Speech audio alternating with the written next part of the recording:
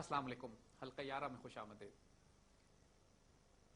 بندہ مومن کا زیور اس کی توحید ہے، اس کا اللہ تعالیٰ پر اعتماد، اس کا یقین، اس کا یہ یقین محکم کہ وہ اپنا دل، جگر، جان، عزت، آبرو، ایمان سب کچھ اپنے اللہ، اس کے رسول صلی اللہ علیہ وسلم پر قربان کرنے پر آمادہ ہوتا ہے۔ علامہ اقبال نے جتنی خوبصورتی سے توحید کو بیان کیا، اسی کے حوالے سے ان کے کلام ضرب کلیم سے ہم کچھ اور آج آپ کے سامنے کچھ شیئر کرتے ہیں۔ وہ رزق جو اللہ تعالیٰ نے اس آنے والی نوجوان نسل کے لیے رکھا ہوا ہے، وہ رزق انشاءاللہ کلام اقبال کے فیض و برکت سے تقسیم ہوگا۔ اقبال بچوں بڑا خوبصورت فرماتے ہیں، جو بات کہی نا کہ دیکھو فقہ کے لحاظ سے تو ہم سارے مسلمان ہیں، مگر عشق اور فقر کے لحاظ سے ابھی ہمارے ایمان میں بہت کمی باقی ہے۔ فقہ کے لحاظ سے تو ماشاءاللہ کلمہ پڑھ لیا، 5 وقتہ نمازی بھی ہیں، حج روزہ زکات بھی ہوتی ہے، ماشاءاللہ حج اور عمرہ اتنا ہوتا ہے کہ اب تو سانس لینے کی جگہ نہیں ہوتی حرمین میں، اس کے باوجود دعائیں قبول نہیں ہو رہی ہیں، اس کے باوجود امت رسوا ہو رہی ہے، اس کے باوجود عراق پر، افغانستان پر، کشمیر پر جو مسلمانوں پر ظلم و ستم کی تباہی و بربادی، مسلمانوں پر جو بے حرمت کیا جا رہا ہے مسلمانوں کو، یعنی افغانستان جیسے غیرت مند معاشرے میں حال یہ ہے کہ مسلمان گھروں میں جا کر بچیوں کے امریکن فوجی اور نیٹو کے فوجی بے حرمتی کرتے ہیں اور کوئی بولنے والا، بات کرنے والا نہیں ہے۔ بوسنیا میں لاکھوں مسلمان بچیوں کو جس طرح بے حرمت کیا ہے انہوں نے، یہ بھی ہمارے پچھلے 8-10 سال کی باتیں ہیں ساری، کوئی ہم پچھلی صدی کی باتیں نہیں کر رہے۔ یہ سب کیوں ہے؟ اس لیے وہی بات کہ جو اقبال نے کہی تھی کہ ایک زمانہ تھا کہ زندہ جاوید قوت تھی توحید، لیکن اب صرف نقطہ علم کلام رہ گیا، بحث مباحثہ ہے اس کے اوپر، لیکن اس کی توحید کی برکت اور روشنی سے ہمارے وجود روشن نہیں ہوتے۔ کیوں؟ کہنے کو تو جسمانی طور پر بیٹا بہت سارے مسلمان ممالک آزاد ہیں، مگر آزادی کہتے کس کو ہیں پھر؟ یہ سب کے سب یہاں پہ اگر حکم طاغوت کا چلے، اکنامک سسٹم سود اور ربا، کفر اور راسچائلڈ اور راک فیلرز کا چلے، پیپر کرنسی ان کے چھاپی ہوئی چلے، ڈالر کو مسلمان ممالک آپس میں تجارت کے لیے استعمال کریں، سیاسی نظام ڈیموکریسی اور ڈکٹیٹرشپ اور سیاسی جماعتوں کا وہ چلے جو کفر ہم پر مسلط کرتا ہے، ہماری سوشل ویلیوز، ہماری ریلیجس ویلیوز کو وہ ڈیفائن کریں۔ یعنی حد تو یہ ہے کہ آج پاکستان کے اسکولوں میں اسلامیات بھی انگریزوں کی لکھی ہوئی پڑھائی جا رہی ہے۔ یعنی آپ پرائیویٹ اسکولوں میں جا کے دیکھ لیجئے، ماشاءاللہ اسلامیات اور پاکستان اسٹڈیز ہندوؤں کی لکھی ہوئی کتابیں ہیں، اسلامیات جو ہے وہ یہود و نصارہ کی لکھی ہوئی کتابیں۔ ہم اس قابل بھی نہیں رہ گئے کہ اپنے بچوں کو اپنے اسکولوں میں اپنی تاریخ اپنے ہاتھ کی لکھی ہوئی، کیوں ایسا کیوں ہوا؟ اقبال کہتے ہیں کہ امت کے جب سوال ہوتے ہیں نا بچوں، ایک بڑا عجیب تکلیف دہ پہلو یہ ہے کہ اپنے کفر اور اپنے زوال کی دلیل بھی قرآن میں ہی تلاش کی جاتی ہے۔ آج بڑے بڑے علماء، بڑے بڑے مفکر، بڑے بڑے دانشور مسلمانوں کو حرام کھانے کی، حرام پر عمل کرنے کی، کفر کے نظام کو قبول کرنے کی تعلیم بھی قرآن میں سے ہی نکال کر دیتے ہیں۔ اقبال لکھتے ہیں کہ اسی قرآن میں ہے اب ترک جہاں کی تعلیم، اب اسی قرآن میں ترک جہاں کی تعلیم ہے۔ یہ کہا جاتا ہے کہ زمانے اگر تم نے اسلام پہ عمل کرنا ہے تو تم اپنے گھر بار چھوڑ کے کونے میں بیٹھ کے کہیں چلہ کر لو، کہیں چلہ لگا لو، چند دن گزار لو کہیں جا کے، اپنا ذکر فکر، اپنی تسبیح، اپنی مناجات، اپنی اللہ تعالیٰ کے حضور دعائیں، اپنی عبادتیں کہ کونے میں بیٹھ کے کر لو۔ تمہاری ذاتی زندگی میں تو اسلام ہونا چاہیے، مگر اجتماعی زندگی میں اور سیاسی زندگی میں اس ریاست اور دین کو الگ الگ ہونا چاہیے۔ اسی قرآن میں ہے اب ترک جہاں کی تعلیم، جس نے مومن کو بنایا ماہ و پرویں کا امیر۔ یہ وہ قرآن جس نے مسلمانوں کو وہ طاقت دی تھی کہ ہم آسمان کے ستاروں کو فتح کرتے پھرتے تھے، پوری کائنات پر حکمرانی کیا کرتے تھے۔ اب اس مسلمان کو تعلیم دی جا رہی ہے کہ زمانے کو ترک کر کے کونے میں بیٹھ کے تسبیح و مناجات کرتے رہو۔ تمہاری ذاتی زندگی اور ہے، تمہاری سیاسی اور تمہاری قوت اور طاقت کی زندگی اور ہے۔ تن بتقدیر ہے آج ان کے عمل کا انداز، تھی نہا جن کے ارادوں میں خدا کی تقدیر۔ آج بندے مومن کا حال یہ ہے کہ وہ اپنی تقدیر پر ہاتھ پہ ہاتھ رکھ کر بیٹھا ہوا ہے۔ ایک وقت یہ تھا کہ جب وہ ارادہ کرتا تھا تو اللہ اس ارادے کو اس کی تقدیر بنا دیتا تھا۔ آج حال یہ ہے کہ مسلمانوں کی بے سر و سامانی کا، آج ذلت و رسوائی کا، مسلمانوں کی بے حسی کا یہ عالم ہے کہ سب کچھ تباہ و برباد، ذلت اور رسوائی قبول کرنے کے بعد کہتے ہیں ہماری تقدیر میں یہ لکھا تھا. بابا تمہاری تقدیر میں نہیں لکھا تھا. تمہاری تقدیر میں یہ بھی لکھا تھا کہ تم خدا کے رازدار ہو، تمہاری ہاں اور نہ میں دنیا کے فیصلے ہیں. تم نے اپنی اس تقدیر کو استعمال کیوں نہیں کیا؟ کیوں؟ وجہ اس کی اقبال کیا بتاتے ہیں؟ تھا جو ناخوب بتدریج وہی خوب ہوا. جو کچھ عرصہ پہلے تک جس چیز کو مسلمان ناپسند کیا کرتے تھے، مسلمان جسے نفرت کیا کرتے تھے، بتدریج وہی خوب ہوا. آہستہ آہستہ وہی چیزیں خوب ہو گئیں، وہی چیزیں رواج بن گئیں، وہی چیزیں مروج ہو گئیں، وہی چیز فقہ اور دین میں داخل ہو گئیں. آج بڑے بڑے علماء نے کاغذ کے نوٹ کے حلال ہونے پر فتوے جاری کیے ہوئے، حالانکہ شراب کسی دور میں حلال نہیں ہو سکتی، کاغذ کا نوٹ بھی حلال نہیں ہو سکتا. مجبوراً ہم استعمال کر رہے ہیں اس لیے کہ پھنسے ہوئے ہیں کفر کے نظام میں. اس کے اوپر بنیاد بنا کر اسلامک بینکنگ بنا دی گئی، نعوذ باللہ، جیسے اسلامی سود خوری اور اسلامی شراب کا نظام. تھا جو ناخوب بتدریج وہی خوب ہوا. کیوں؟ کہ غلامی میں بدل جاتا ہے قوموں کا ضمیر. اس کی وجہ یہ ہے جب قوم غلام ہوتی ہے نا تو اس کا ضمیر بدل جاتا ہے. ہم جب چھوٹے تھے تو ہمارے ٹیلی ویژن پر پاکستان پی ٹی وی ایک چلا کرتا تھا، اور اس وقت باقاعدہ اور ڈرامے اس طرح کے بنائے جاتے تھے پی ٹی وی کے اوپر کہ جن کو فیملی ڈراماز کہا جاتا تھا. پوری فیملی ساتھ بیٹھ کے دیکھتی تھی، اور ٹیلی ویژن بچوں کے ساتھ بیٹھ کے دیکھتے ہوئے شرم نہیں آتی تھی. ہم چھوٹے چھوٹے بچے تھے، ہمارے بزرگ تھے، ہم سارے بیٹھتے تھے. اشفاق احمد صاحب ڈرامے لکھا کرتے تھے، اشفاق احمد صاحب کے ڈرامے بنتے تھے.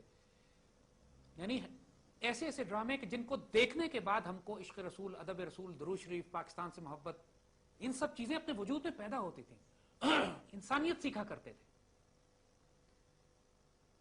آج حالت یہ ہے کہ اب ڈرامے تو دور کی بات ہے، اب ٹی وی کے اشتہار دیکھتے انسان کی شرم سے سر جھک جاتا ہے. کیوں؟ اقبال کیا کہہ رہے ہیں؟ ہو تھا جو ناخوب وہی بتدریج خوب ہوا. کہ غلامی میں بدل جاتا ہے قوموں کا ضمیر. جو حرام چیز تھی وہ تو اس وقت بھی حرام تھی اور آج بھی حرام ہے، لیکن آج کیوں ہمارے معاشرے پہ اتنے، یہ تصور نہیں تھا جب ہم چھوٹے تھے کہ پاکستانی میڈیا کے اوپر بھی بڑے ایڈوانس ڈرامے بنتے تھے. تصور نہیں تھا کہ خاتون بغیر دوپٹے کے دکھائی جاتی. آج ماشاءاللہ جس چیز کو مسلمان معاشرے میں پروموٹ کیا جا رہا ہے، اس وجہ سے نہیں کہ ہم آزاد خیال ہو گئے ہیں، ہم ترقی کر لی ہم نے بہت زیادہ، اس وجہ سے کہ آج ہمارا ضمیر اس کے مقابلے میں زیادہ غلام ہو چکا ہے. جسمانی طور پر تو ہم آزاد ہیں، کہنے کو ایک پاکستان کا اپنا جھنڈا بھی ہے، ہمارا اپنا آئین بھی ہے، 73 کا آئین جس نے بیڑا غرق کر کے رکھ دیا ہے، جس کی بنیاد پر یہ ملک و قوم کو تباہ و برباد کر کے بیٹھے ہوئے ہیں. ہر قسم کی خرافات، ہر قسم کا کفر، چاہے وہ ڈیموکریسی کی شکل میں ہو، چاہے فحاشی ہو، کرتے ہیں اس بنیاد پر کہ پاکستان کے آئین میں لکھا ہوا. آئین میں تو یہ نہیں لکھا ہوا، آئین میں تو شروع میں آبجیکٹو ریزولوشن ہے آئین کے شروع میں، اس میں تو لکھا ہوا ہے کہ پاکستان میں کوئی قانون اللہ رسول کے قانون کے خلاف نہیں بنایا جائے گا. آئین میں تو یہ لکھا ہوا ہے کوئی شخص الیکشن نہیں لڑ سکتا جب تک وہ پاکستان کے نظریات پر یقین نہ رکھتا ہو، جب تک کہ پاکیزہ مسلمان نہ ہو، جب تک حرام و حلال کی تمیز کرنے والا، جب تک اس کا ذات اور کردار اللہ کے ولی کا نہ ہو. یقین کیجئے جو آرٹیکل میں صفات لکھی ہوئی ہیں اس شخص کی جو ایم این اے اور ایم پی اے کے الیکشن لڑ سکتا ہے، وہ اللہ کے ولی کی صفات ہے. اگر آئین پہ عمل کرتے ہو تو پھر اس آئین کو ہم قبول کریں گے جس آئین کو اگر تم امپلیمنٹ کرو اس طریقے سے کہ جہاں پہ حکم اللہ کا چلے، یا نظام سود اور ربا کے بجائے اللہ کا، بیت المال کی بنیاد پر real wealth based economic system ہو، پولیٹیکل سسٹم ہو جو خلاف راشدہ کا ہو. ورنہ یہ آئین خدا کا بنایا ہوا نہیں ہے، یہ آئین وکیلوں کا بنایا ہوا ہے. ہم اس آئین پر یقین کرتے ہیں جو اللہ اس کے رسول صلی اللہ علیہ وسلم نے دیا، جس کی امپلیمنٹیشن خلافت راشدہ میں کر کے دکھا دی گئی. وہی بات کہ غلامی میں بدل جاتا ہے قوموں کا ضمیر. آج تک معمولی سے معمولی کرائے کا مقدمہ آپ نے نپٹانا ہو تو قانون انگریز کا چلتا ہے، برٹش لا سے. عدالتوں میں چلے جائیے، وہی وکیل، وہی روکا، نائب کورٹ، وہی سارا سلسلہ، وہی نائب فاسد، وہی سارا سلسلہ کا، اسی طرح جج، وہی گفتگو، کتابیں بھی وہی جو انگریز کی ہیں، لاز بھی انگریز کے بنائے ہوئے ہیں، لاز، ایکٹس، کلازز جتنے بھی. آزاد کب ہوئے آپ؟ پھر یہی المیہ ہے انفارچونیٹلی. پھر اس کے بعد کوئی شخص یہ کہے کہ میری توحید بہت مضبوط ہے. نہ بیٹا، نعوذ باللہ، اللہ تعالیٰ کے ساتھ مذاق نہ کریں. اگر ہم توحید کی بات کرتے ہیں، اگر ہم بندہ مومن ہونے کی بات کرتے ہیں تو سب سے پہلے ہمیں طاغوت کا کفر کرنا ہے. من یکفر بالطاغوت ویؤمن باللہ، پھر اللہ پر ایمان لانا ہے. طاغوت سے کفر کیے بغیر، اس بات کو اکنالج کیے بغیر کہ ہم کفر کے نظام میں رہ رہے ہیں. ہم رہ رہے ہیں کفر کے نظام میں، مگر ہم اس پہ راضی نہیں ہیں. اس کو ہم اسلامی نہیں بنانا چاہتے، اس کو ہم حلال نہیں کر رہے. اس نظام کو ہم اسلام کا نام نہیں دے رہے، ابھی پتہ ہی ہو ناپاک اور پلیت سسٹم، اس کو چینج کریں، برنگ اے ڈفرنٹ سسٹم، وہ نظام جس کی بنیاد حلال پہ ہوگی. وہ تو مسجد بھی جس کی بنیاد فتنے اور فساد پہ بنی ہو، اس مسجد کو بھی گرا دینے کا حکم ہے. یہ تو پھر کفر و پلیت اور ناپاک نظام، اس کو کیسے قبول کر لیں؟ تو اس حوالے سے میرے بچوں کوئی سوال اگر ہو آپ لوگوں کا؟ بسم اللہ. Most welcome. سب سے پہلے تو آپ بیٹا ایک سیکنڈ، مائک بیٹا اٹھا لو اپنے ہاتھ میں، مائک سامنے کر لو، آن کر لو، پھر سوال دوبارہ کر لو. سر ہمیں اس کے بارے میں کچھ بکس ریکمینڈ کریں جو اقبال کے بارے میں، جس سے ہمیں نالج ہو اسلام کے بارے میں. بیٹا یہ بہت سارے بچے ہم سے سوال کرتے ہیں کہ ہم کتابیں کون سی پڑھیں، اور یہ بہت امپورٹنٹ کریٹیکل سوال ہے کہ دیکھو آج کل ٹیلی ویژن اور میڈیا کا دور ہے، ہمارے بچے پڑھتے نہیں ہیں، دیکھتے زیادہ ہیں، اور جس کی وجہ سے مائنڈ کنٹرول کرنے کا، لوگوں کے ذہنوں میں جو چیزیں وہ ڈالنا چاہتے ہیں وہ ٹیلی ویژن پروگراموں کے ذریعے، اشتہاروں کے ذریعے، اپنی فلموں کے ذریعے.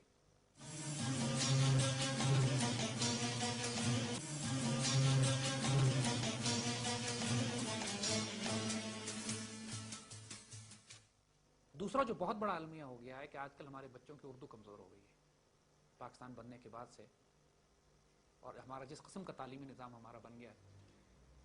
1400 سال کی مسلم تاریخ بچے اب آپ کو 3 زبانوں میں ملے گی، عربی میں، فارسی میں یا اردو میں. عربی اور فارسی تو ہمارے بچے ویسے ہی نہیں جانتے، اردو بھی بھول گئے. اور اب سرکاری طور پر کوشش کی جا رہی ہے پاکستانی میڈیا میں، ایس ایم ایس کے ذریعے، ٹیکسٹ میسیجز جس طریقے سے جاتے ہیں، رومن اردو، جس طرح ٹرکش زبان کو انہوں نے کیا مدینہ منورہ کی یونیورسٹی میں، مدینہ منورہ کے مختلف لائبریریوں میں، اور خاص طور پر مسجد نبوی کی اپنی لائبریری میں آج بھی آپ کو وہ ہینڈ ریٹن مخطوطات، ہاتھ سے لکھی ہوئی کتابیں ملتی ہیں جو ہمارے بزرگوں نے صدیوں پہلے وہ کتابیں لکھی تھی. تو پچھلے دنوں الحمدللہ اللہ تعالیٰ نے اجازت اور توفیق دی، سعادت دی مسجد نبوی شریف کی اس لائبریری کو دیکھنے کی. تو وہاں ہم کو دین اسلام کی اتنی شاندار کتابیں ملی، تاریخ اسلام کی حیرت انگیز کتابیں جو ہمارے بزرگوں نے اوریجنل ترکی زبان میں لکھی ہوئی تھی، اور رسم الخط عربی تھا. ہم اس کو پڑھ سکتے تھے، سمجھ نہیں سکتے تھے، جس طرح آج عربی پڑھ لیتے ہیں، ہم قرآن پاک پڑھتے ہیں سمجھتے نہیں ہیں. مگر المیہ یہ کیا، المیہ یہ ہوا کہ 1924 میں مصطفیٰ کمال نے جب خلافت کو ابالش کیا، اس کے بعد انہوں نے ترکی زبان کا رسم الخط لیٹن کر دیا، لاطینی زبان میں کر دیا، یعنی انگریزی کے حروف کر دیے. لہٰذا ترک بچے جو 1940-30 کے بعد پیدا ہوئے آج تک وہ اپنی 1000 سال کی اسلامی 1400 سال کی اسلامی تاریخ کی کتابیں پڑھ ہی نہیں سکتے کہ جو اب اوریجنل عربی رسم الخط میں لکھی ہوئی. یعنی وہ کتابیں پڑھ سکتے ہیں جو لیٹنائز ٹرانسلیشن جن کی ہوئی ہوئی، لیکن وہ تو بہت معمولی سے اسلامی تاریخ کی ان کتابوں کو تو آج کل کی ماڈرن ٹرکی میں ٹرانسلیٹ کیا ہی نہیں گیا. جو سارا خزانہ تھا وہ تو اوریجنل عربی رسم الخط کا تھا، بچے پڑھ نہیں سکتے. تو کسی قوم کو جاہل کرنا ہو، تباہ برباد کرنا ہو، تو سب سے جو اس کا نازک نقطہ ہوتا ہے اس کو اس کی زبان سے محروم کر دو. تو میرے بچوں اس کو یاد رکھنا، جو مرضی کرنا پڑے اردو زبان مضبوط کرو، ہر حال میں اردو کو بہتر کرو. کیونکہ اگر اردو نہیں پڑھو گے تو 1400 سال کی اسلامی تاریخ ضائع کرتے ہو. جب اردو پڑھو گے تو پھر اس کے ماخذ زبانیں جو ہیں فارسی اور عربی، ان کی طرف بھی جاؤ گے ماشاءاللہ، اور فارسی بھی پڑھو گے اور عربی پڑھو گے، ورنہ تمہیں خالی ترجموں سے، ٹرانسلیشن سے علم نہیں ملے گا. قرآن پاک کی بات ہم پہلے بھی کر چکے ہیں کہ براہ راست عربی زبان میں ہی قرآن پڑھنا بہتر ہے، کیونکہ قرآن پاک کے تراجم جو ہیں پھر وہ کسی نہ کسی کی رائے ہوتی ہے، کسی کا اوپینین ہے جو اس نے سمجھا ہے. قرآن ہر دور میں اپنے خزانے، اپنے راز کھولتا ہے. ضرور تراجم سے فیض لو، مگر قرآن کے اصل برکت اور خیر اس کی عربی میں. لیکن اس کو سمجھنا بھی دوست ہے. یہی بات ہے بیٹا. تو قرآن پاک کی جو ٹرانسلیٹریشن ہے، یعنی ایسا قرآن کا ترجمہ جس میں اس لفظ کے نیچے اس کا ایگزیکٹ ترجمہ، ذالک الکتاب لا ریب فیہ، ذالکا کے ترجمہ اس کے نیچے، ال کا ترجمہ کتاب لا ریب فیہ، لٹرل ٹرانسلیٹریشن جو ہے وہ والے قرآن پاک اگر آپ دیکھو تو اس میں آپ کو کچھ ہی عرصے کے بعد جب آپ بار بار ان کو پڑھو گے قرآن پاک کو، تو آپ کو قرآن کے تمام الفاظ کے معنی خود سمجھ میں آنے لگیں گے. جب آپ براہ راست عربی پڑھو گے تو پھر آپ کو بہت زیادہ تعداد میں الفاظ آپ کو قرآن میں ایسے ملیں گے جو اردو میں ہم استعمال کرتے ہیں. صرف پڑھنے کی بات ہے. خوف میں مبتلا کر دیا گیا ہے. یہ بھی ایک سازش ہے، آپ دیکھو گے عجیب ناپاک پلیت سازش ہے کہ 4th 5th 6th کلاس میں ہمارے ٹیکسٹ بکس میں عربی پڑھائی جاتی ہے، عربی کا کورس ہوتا ہے. وہ عربی کا کورس اتنا مشکل بنایا جاتا ہے کہ یقین کرو کہ ایم اے اور بی اے کے بچے بھی وہ عربی نہیں پڑھ سکتے جو 5ویں اور 6ٹھی جماعت کے بچوں کو پڑھاتے ہیں. نتیجہ یہ ہوتا ہے کہ بچے جب پہلی دفعہ عربی پڑھتے ہیں دہشت میں آ جاتے ہیں کہ عربی اتنی مشکل زبان ہے، ساری عمر ہاتھ نہیں لگاتے. ناپاک اور پلیت سازش ہے بچوں کو عربی سے دور کرنے کی. حالانکہ عربی بہت آسان زبان ہے، اس کو اگر الف بے پے سے شروع کروائے بچوں کو، چھٹی زبان کی عربی ہے، براہ راست قرآن کی آیتیں ڈالی ہوئی ہیں، بچوں سے کہا جا رہا ہے رٹ لو، بچے خوف کے مارے ہاتھ نہیں لگاتے دوبارہ. عربی بہت آسان ہے بیٹا، اتنی مشکل نہیں جتنی بنائی. فارسی تو بہت ہی آسان ہے، جتنی پاکسر زمین شادباد سمجھ میں آتا ہے یا نہیں آتا؟ پورا کا پورا فارسی ہے. کشور حسین شادباد، تو نشان عزم عالی شان، ارض پاکستان مرکز یقین شادباد، اس میں کون سا مشکل لفظ ہے؟ سارے فارسی. فارسی تو یقین کریں آپ 1 مہینے میں سیکھ سکتے ہیں، اتنی آسان ہے. اچھی سی فارسی کی بیسک کتابیں لے آؤ، شروع کر دو، you start with pick it up. تو کچھ کتابیں، پہلی بات قرآن و سنت تو لازمی ہے بیٹا، قرآن پاک کے جو اچھی تفاسیر ترجمے جو نظر آئیں بسم اللہ وہ لو. اس کے علاوہ جو کتابیں ہم ریکمینڈ کرنا چاہیں گے، حضور کی سیرت مبارکہ کے حوالے سے ایک انتہائی خوبصورت کتاب مارٹن لنگز کی لکھی ہوئی ہے. مارٹن لنگز ابو بکر سراج الدین کے نام سے ماشاءاللہ کنورٹ مسلمان تھے، برٹش لائبریری میں کام کیا کرتے تھے، اور اوریجنل مسلمانوں کے وہ نسخے جو مسلمانوں کے پاس بھی نہیں ہیں، تاریخی کتابوں کے جو سمرقند بخارا سے اور سینٹرل ایشیا سے اور غرناطہ اور اندلوسیہ سے وہاں یورپ پہنچے تھے، ان نسخوں کی مدد سے انہوں نے حضور کی سیرت مبارکہ پہ کتاب لکھی ہے، دی لائف آف محمد صلی اللہ علیہ وسلم. مارٹن لنگز، وہ کتاب بڑی کمال کی ہے، اس کو ذرا کمال کی اور بڑے ادب سے لکھی گئی ہے، اتنے پیار سے لکھی گئی ہے کہ جو اس کتاب کو پڑھتا ہے وہ روتے ہوئے پڑھتا ہے. انگلش میں اس کا ترجمہ کرنا بھی ضروری ہے، لیکن فی الحال رحیق المختوم ایک بڑی اچھی کتاب، اس پہ ایوارڈ بھی دیا گیا تھا، بڑی خوبصورت کتاب ہے ماشاءاللہ، وہ حضور کی سیرت مبارکہ پہ اردو میں خوبصورت کتاب ہے، اس کو پڑھیے. اور پھر ماشاءاللہ سیرت کے حوالے سے جو ملتی ہیں کتابیں. انگریزی میں ایک اور کتاب ہے پڑھنے والی، محمد اسد لیوپولڈ ویس کے نام سے، پہلے جرمن تھے پھر مسلمان ہوئے، ان کی کتاب ہے دی روڈ ٹو مکہ. بڑی خوبصورت کتاب ہے، 1920 اور 30 میں وہ مسلمان ہو گئے تھے، اور اس زمانے کے دور میں خلافت عثمانیہ ٹوٹ رہی تھی اور مسلمانوں، وہ ایک آپ کو تاریخ کے حوالے سے عرب دنیا کی ماشاءاللہ مسلمانوں کے، جب مسلمان دنیا میں جنگ آزادی لڑی جا رہی تھی ہر جگہ پہ، ایک بہت خوبصورت تاریخی پس منظر دے کے آپ کے پرسپیکٹو کو بہت مضبوط کر دیتی ہے، روڈ ٹو مکہ. پھر اردو میں آئیے بات میں، علامہ اقبال لازمن، کوئی شک کی بات ہی نہیں. پھر اقبال دیکھو، کلام اگر اقبال کا بہت زیادہ آپ کو مشکل لگتا ہے تو اس میں بہت آسان کلام بھی ہے. ہم نے بہت پروگرام اقبال کے حوالے سے کی، اب ماشاءاللہ اقبال پک کرو گے، اقبال آپ کو سمجھ میں آنے بھی لگے گا. اقبال کے بغیر تو کچھ بھی نہیں ہو سکتا، یہ اللہ کا تحفہ ہے. اقبال نے جو قرآن و سنت کی تشریح کی ہے، جو قوموں کے عروج و زوال کے اسباب بتائے، جو نفس شناسی کی ہے، جو حکیم الامت ہونے کی ڈیوٹی کی ہے، ماشاءاللہ لازم. لیکن اقبال کی بھی تشریح ہے، اقبال کی تشریح کہاں ملے گی آپ کو؟ اقبال اپنے کلام کو اگر سمجھنا چاہتے ہو، جذبے کو، جنون کو اور عشق کو، تو پھر نسیم حجازی کو پڑھو. نسیم حجازی کے درجنوں ناول ہیں. خاک اور خون جو ہے وہ پاکستان بننے کی تاریخ پہ ہے، جو باتیں ہم کرتے ہیں یہ پاکستان بنا کس طرح، خاک و خون میں لکھا ہوا ہے. ٹیپو سلطان کی تاریخ کیا ہے، وہ اور تلوار ٹوٹ گئی میں. بغداد کس طرح تباہ ہوا، مسلمانوں کس طریقے سے بے حسی دنیا میں چھائی ہوئی تھی، اور کس طریقے سے کیا مسلمانوں کو ظلم رسوائی، وہ آخری چٹان میں ملے گی آپ کو. کس طرح مسلمان قافلے نکلتے ہیں حجاز سے اور رومن اور پرشین امپائر کو ملٹتے ہوئے چلے جاتے ہیں، وہ قافلہ حجاز میں ملے گی آپ کو، داستان مجاہد میں ملے گی آپ کو. کس طرح اندلوسیہ سے مسلمان نکالے گئے، کس طرح تباہ برباد ہوئی پوری سیولائزیشن ہماری. کہاں بغداد جو تباہ ہوا تھا، اس سے پہلے اندلوسیہ کے، اس کے بعد وہ آپ کو کلیسا اور آگ میں ملے گا، شاہین میں ملے گی. نسیم حجازی لازمن پڑھو، ایک کتاب مس نہیں کرنی نسیم حجازی کی. ایک دفعہ آپ پڑھ لو گے، وہ بھی آپ کو نارمل نہیں چھوڑے گا. پھر آپ کو وہ جنون سمجھ میں آنے لگے گا کہ اقبال جب جس جوش اور جذبے اور جنون کی باتیں کرتے ہیں، ان پر اصرار لوگوں کی باتیں کرتے ہیں، دنیا جن کی ٹھوکر سے صحرا و دریا، سمٹ کر پہاڑ جن کی ہیبت سے رائی، وہ لوگ تھے کیا، وہ داستان دیکھنی ہے، اس کو پڑھو. آج کے دور میں سازشیں کیسے کرتے ہیں کفر، صلیبی فوجیں، صلیبی جنگیں، پوری دنیا میں مسلمانوں کی جنگ کس طرح مسلط کی ہوئی ہیں، اس کے لیے التمش کی کتاب ہے داستان ایمان فروشوں کی، پوری سیریز ہے یہ داستان ایمان فروشوں کی، وہ پڑھنے والی ہے، اس کو پڑھو. مختار مسعود کی ایک شاندار کتاب ہے آواز دوست، پڑھنے والی کتاب ہے. آج کے جدید دور کے لوگوں میں، لکھنے والوں میں قدرت اللہ شہاب، ساری کتابیں پڑھ ڈالو، ممتاز مفتی، سب پڑھ ڈالو ان کو. بانو قدسیہ کی کتابیں پڑھ ڈالو، اشفاق احمد صاحب ان کو پڑھ ڈالو، واصف علی واصف ان کو پڑھ ڈالو. آپ کو ایک مسلمان تاریخ سے لے کر پوری مسلم دنیا کی 1400 سال کی تاریخ سے لے کر آج کے دور میں انسانیت، محبت، تعلق، رواداری، پاکستان کی تاریخ، آپ کو جتنا کچھ کم از کم بنیادی بیسک جس کو کہتے ہیں منیمم ریڈنگ سٹینڈرڈ جو آپ کا ہونا چاہیے. ابھی تم بچے ہمارے واقف نہیں ہیں نا، جو بنیادی بات ہے، یہ آپ کو یہ کتابوں کا سیٹ پڑ جاؤ گا. آپ کو اپنے آپ کو ٹائم دو کہ میں نے 3 مہینے میں یہ ساری کتابیں ختم کرنی، اور کر لو گے انشاءاللہ. ایک دفعہ پڑھنے بیٹھو پھر خود دیکھو گی، یقین کرو ہماری زندگی کو تبدیل کر دینے والی یہی کتاب ہے. میں 6ٹھی 7ویں 8ویں میں تھا تو پہلی کتاب ہاتھ لگی، وہ آخری چٹان تھی. 5ویں 6ٹھی میں تھا میں، اردو بھی ٹھیک، اس زمانے میں ہماری اردو کمپیریٹیولی تھوڑی بہتر ہوتی تھی، والدین کی مدد سے بیٹھے پڑھنا شروع کی، ایک دفعہ شروع ہوئے ختم ہی کر پائے.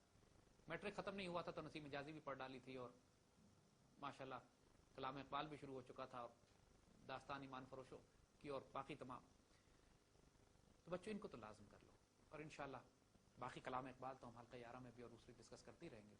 اقبال کا کلام جو ہے وہ ماشاءاللہ غیر معمولی تحفہ ہے. اتنا بڑا سمجھ جتنی کتابوں کے ہم نے نام بتائیں ان سب کا خلاصہ کلام ہے اقبال.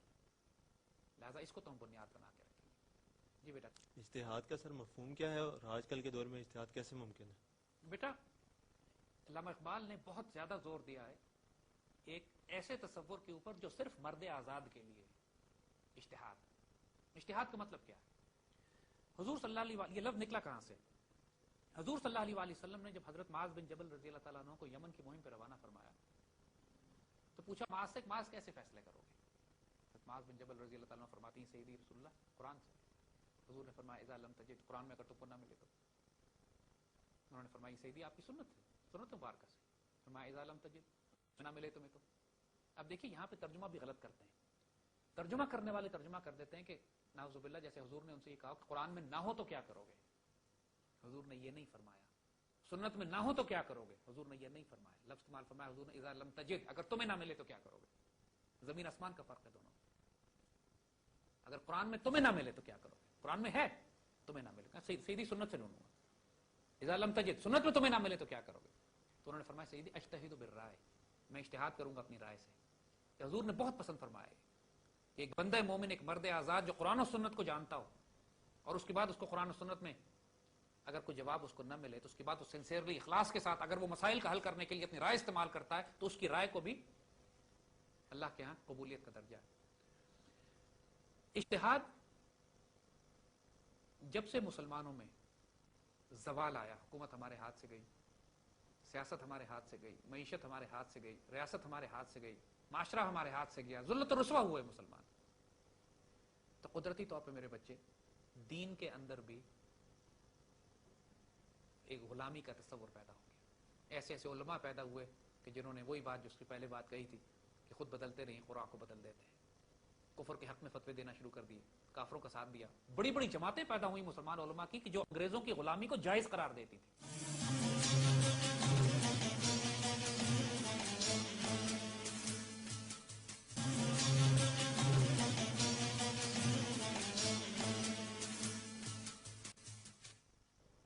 جو مسلمانوں سے کہتی تھی کہ پاکستان کا بننا ناجائز ہے، پاکستان کافرستان ہے، جو کانگریس کا ساتھ دیتے تھے، وہ باقاعدہ جماعتیں تیار کی گئیں اسی کام کے لیے. غلام لوگوں کو پیدا کیا گیا.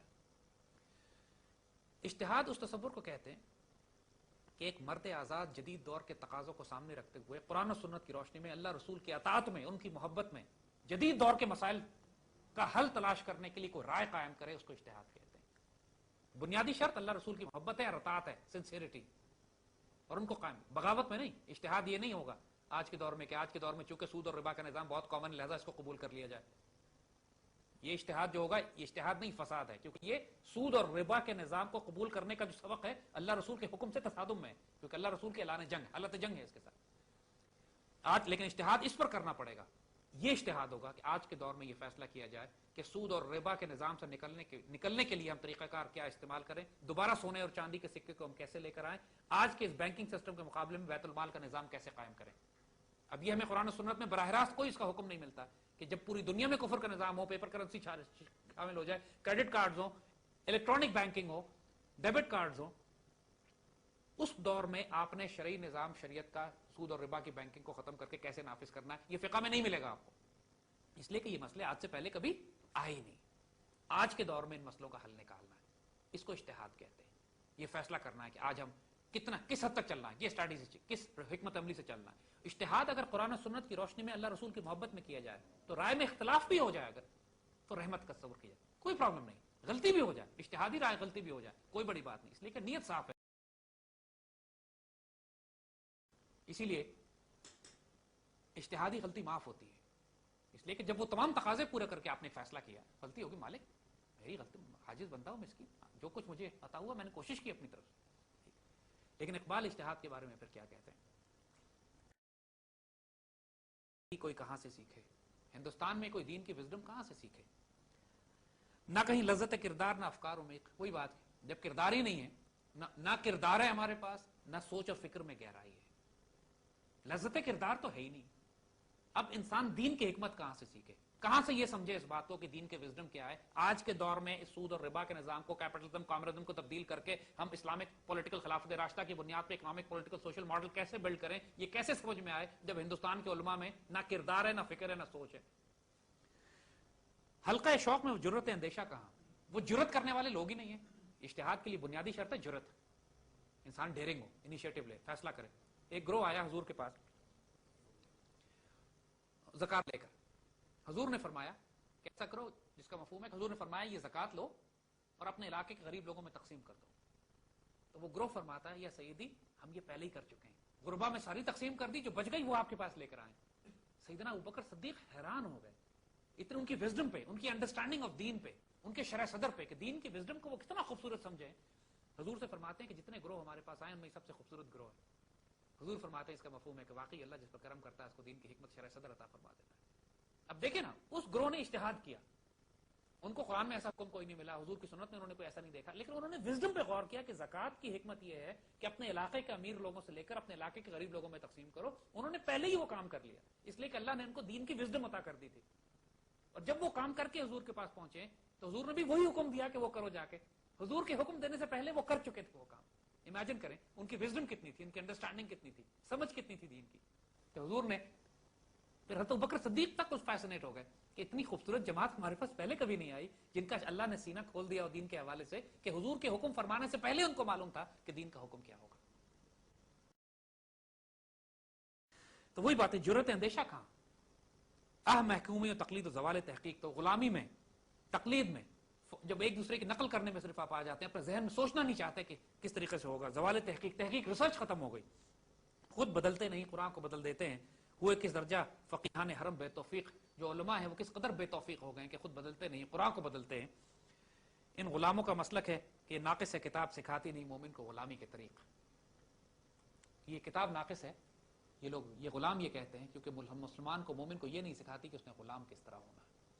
تو بنیادی شرط جو اقبال لگاتے ہیں اپنی کتاب reconstruction of religious thought in Islam میں، اقبال بڑا کلیئرلی لکھتے ہیں کہ اگر انسان غلام ہو، انسان کی فکر گہری نہ ہو، انسان میں جرت اندیشہ نہ ہو، انسان میں جرت کردار نہ ہو، وہ اللہ اس کے رسول سے محبت اور تعلق میں وہ روحانی فیض اور کیف اور تعلق نہ رکھتا ہو، پھر اس کو اجتہاد نہیں کرنا چاہیے، اس کو تقلید کرنی چاہیے، وہاں اس کو فالو کرنا چاہیے اپنے بڑوں کو، جو بڑے کہہ چکے ہیں بس آنکھ بند کر کے اس پہ عمل کر لو۔ تم اس قابل نہیں ہو، ورنہ تو اجتہاد کرو گے بیڑا غرق کرو گے۔ یہی آج کل کے پھر مولویوں نے، علماء سو نے اجتہاد کر کے جمہوریت کو حلال قرار دے دیا، سیاسی جماعتوں کو حلال، بلکہ خود سیاسی جماعتیں بنا لی، خود اس اچھل کود میں شامل ہو گئے، یہ بالکل ہی پلیت نظام کو ایکسپٹ کر لیا، قبول کر لیا، اجتہاد کر لیا انہوں نے۔ حالانکہ یہ کفر کا بنایا ہوا نظام، یہ سارا سلسلہ ہے، اسی بینکنگ سسٹم کو قبول کر لیا۔ ان کے کانسٹیٹیوشن دیکھیں، ان کے سارے مینیفیسٹوز دیکھیں، ان کی سیاسی جماعتوں کے، کفر کے پورے نظام کے اندر رہنا چاہتے ہیں، تبدیل نہیں کرنا چاہتے۔ ایسے موقعوں پہ ان کے اجتہاد جو ہیں قوموں کو تباہ کر دیتے ہیں۔ غلام کا اجتہاد اللہ اس سے بچائے، اجتہاد مرد آزاد و مرد مومن کا ہوتا ہے۔ سر کیا دین نافذ کرنے کے لیے سیاست کا ہونا ضروری ہے؟ بیٹا دیکھو، بابا بلے شاہ رحمۃ اللہ ایک بڑا خوبصورت ایک شعر فرماتے ہیں، سوال آپ کا یہ ہے کہ کیا دین نافذ کرنے کے لیے سیاست کا ہونا ضروری ہے؟ مختصر جواب، لازم ہے، ضروری نہیں، لازم۔ اس کے بغیر دین نافذ ہی نہیں ہو سکتا۔ بابا بلے شاہ بڑا خوبصورت فرماتے ہیں کہ چار کتاباں اتو لتھیاں، اتو لتھا ڈنڈا، اوپر سے اللہ نے چار کتابیں اتاری اور ساتھ اللہ نے اتارا ڈنڈا۔ چار کتاباں کچھ نہ کیتیاں، سب کچھ کیتا ڈنڈا۔ چار کتابوں سے کچھ نہیں ہوا، سب کچھ۔ خلفائے راشدین کے یہ قول ہیں، سیدنا ابوبکر، سیدنا عمر، سیدنا عثمان، سیدنا علی سے، مختلف ہمارے بزرگوں سے منقول ہیں۔ اس کا مفہوم ہے کہ فرمایا ایک بزرگ نے کہ جو قرآن سے سیدھا نہیں ہوتا اس کو سیدھا کرنے کے لیے مسلمان سلطان ہوتا ہے، مسلمان حکمران ہوتا ہے۔ بھئی قرآن کے احکامات ہیں نا کہ چوری نہ کرو، جھوٹ نہ بولو، قتل نہ کرو، لیکن اس کے باوجود لوگ یہ سب کرتے ہیں نا، تو ان کو انسان بنانے کے لیے پھر کیا کرنا پڑتا ہے؟ مسلمان سلطان، اتھارٹی، پاور۔ لیکن وہی بات ہے کہ اقبال پھر یہی بات کہتے ہیں کہ اللہ تعالیٰ اب جو اپنے دور میں کام لے گا جس سے، وہ جنیدی اور ارض شیری کی تصویر ہوگا، یعنی اس کے اندر جنید بغدادی رحمۃ اللہ علیہ کا فقر بھی ہوگا، غیرت بھی ہوگی، ان کی جلال و جمال بھی ہوگا، مگر اس کے پاس سیاسی، پولیٹیکل، ملٹری طاقت بھی ہوگی جو ارض شیر بادشاہ، ایران کے بادشاہ کے پاس تھی۔ बजाते खुद सियासी ताकत, पॉलिटिकल पावर, जो कहते हैं ना अंग्रेजी में कि power corrupts and absolute power corrupts absolutely, वही बात इकबाल ने बड़ा खूबसूरत अपनी एक नज्म लिखी है, आज आप शेयर करते हैं उसको। कुव्वत और दीन उसका नाम है, दीन और मिलिट्री पावर, यानी बड़ा खूबसूरत है कि दीन की मिलिट्री पावर के साथ क्या वाबस्तगी है, क्या जरूरी है। हम वैसे ही तबलीग करके चिल्ले लगा के कई कई दिन तक घरों से निकल के लोगों के दरवाजों पर जाके उनको इस्लाम फैला देते हैं, इस्लाम नाफिज हो जाएगा, लोगों को मुसलमान हो जाना चाहिए। तो इकबाल क्या फरमाते हैं, सिकंदर और चंगेज के हाथों से जहां में 100 बार हुई हजरत इंसान की कबा चाक, सिकंदर और 1000 दफा इंसानियत को तबाह बर्बाद किया। इस टाइम चेक के लिए ताउन किया है लासानी फार्मा ने। लासानी का दूध से प्लस मिलेट गले की बीमारियों, खराश, दर्द, वरम और सोजिश से मुकम्मल आराम। लासानी का दूध से प्लस मिलेट। फौजी ताकत थी ना उनके पास, सिकंदर के पास भी पॉलिटिकल और मिलिट्री पावर थी, इकोनॉमिक पावर थी, बहुत बड़ा सुल्तान था अपने इलाके, पूरी कहां से अलेक्जेंडर मैसेडोनिया से निकला, हिंदुस्तान तक बर्बाद करता चला गया। चंगेज खान मंगोलिया से निकला, मिस्र तक जा पहुंचा, तबाह बर्बाद करता हुआ, करोड़ों इंसानों को उस जमाने में हलाक किया, खोपड़ियों के मीनार बनाते थे, हजरत इंसान की कबा चाक की उन्होंने, बेड़ा गर्क कर दिया इंसानियत का। तारीख उमम का ये पैगाम अजली है, ये तारीख का हमेशा से ये पैगाम अजली अब्दी है। हिस्ट्री को उठा के देख लो, तुमको हर जगह यही पैगाम नजर आएगा, साहिब नजर नशा कुव्वत खतरनाक। ऐ साहिब नजर, हकीकत जानने वालों, लोगों ये समझ लो कि कुव्वत और ताकत का नशा बहुत खतरनाक होता है। Power corrupts, absolute power corrupts absolutely, exactly यही इकबाल लिख रहे हैं।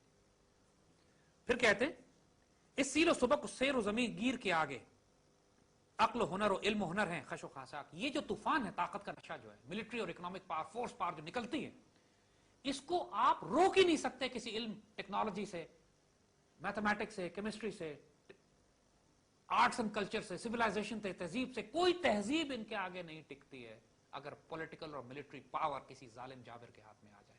मिसाल आपके सामने है ना, चंगेज खान वहां से निकला, बगदाद मुसलमानों का, it was a centre of Muslim excellence, पूरी दुनिया में मुसलमानों का मरकज था बगदाद। बगदाद में 4 लाख मुसलमान फौज थी। जो बदबख्त इब्न अलकमी, जो उस वक्त का मीर जाफर, मीर सादिक गद्दार जो वजीर था खलीफा का, उसने एडवाइस किया खलीफा को कि इस इल्म और हुनर के मरकज में इतनी बड़ी फौज का क्या करना है, डिफेंस बजट कम कर देते, जो आज पाकिस्तान से कहा जाता है ना डिफेंस बजट कम कर दो। उस वक्त लैंग्वेज स्ट्रेटजी इन सबकी हमेशा एक ही होती है कि बगदाद में डिफेंस बजट इतना भारी हम खर्च कर रहे हैं, 4 लाख की फौज सिर्फ बगदाद शहर को दिफा कर रही है, इसको फारिग कर देते हैं, इसकी जगह पे हम arts and culture, industry, technology, किताबें, लाइब्रेरियां, बागात, सड़कें अच्छी बनाएंगे। मतलब विल मेक, हम इसको अपनी social uplift, standard of living को हाई करने पे, वही खुराफात जो आज आप मीडिया में सुनते हैं, जब पाकिस्तान को कहा जाता है कि अपना डिफेंस बजट कम करो।